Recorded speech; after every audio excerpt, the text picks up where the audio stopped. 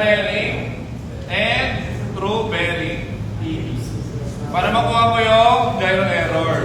So ito yung papagawa sa atin ni assessor. Okay? So unang step, yung gyro bearing.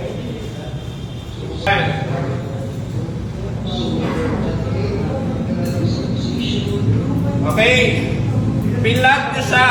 Ano tawag sa bearing na to? Flatted bearing. Ano? Is it true or gyro?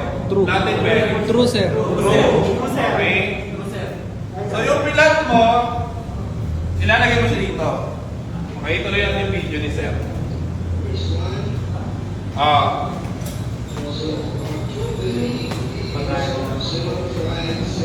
050 kung nasaan yung barko mo. So ilalagay natin 050, 0.0 degrees. Sunod, gagamitin mo yung X. Okay? Nandito na yung azimuth circle.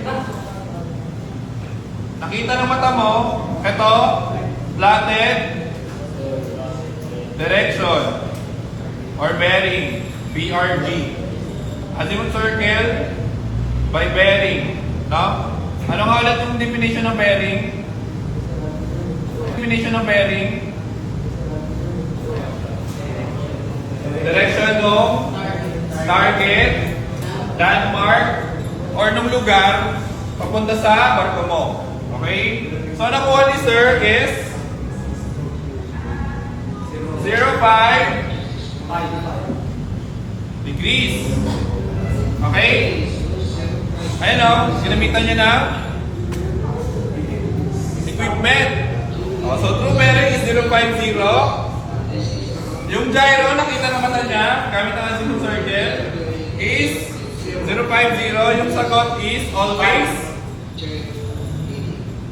pag error always minus So, ang sagot, 0.5 degrees. Yung pangalan. Okay, ilalagay natin itong sinabi ni Sir.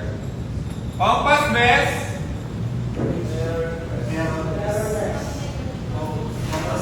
Error west. Compassless. Compassless. Error east. Okay?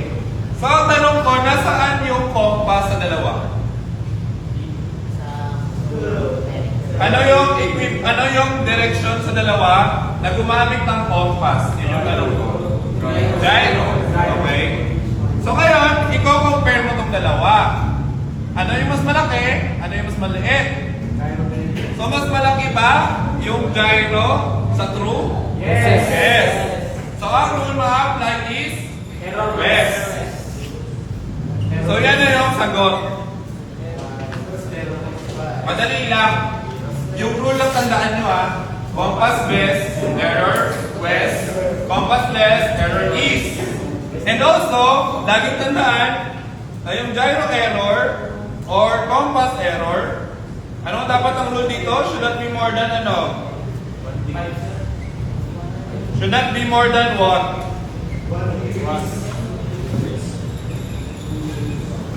1 degree. Walang S. Okay? Dapat hindi lumampas ng 1 degree of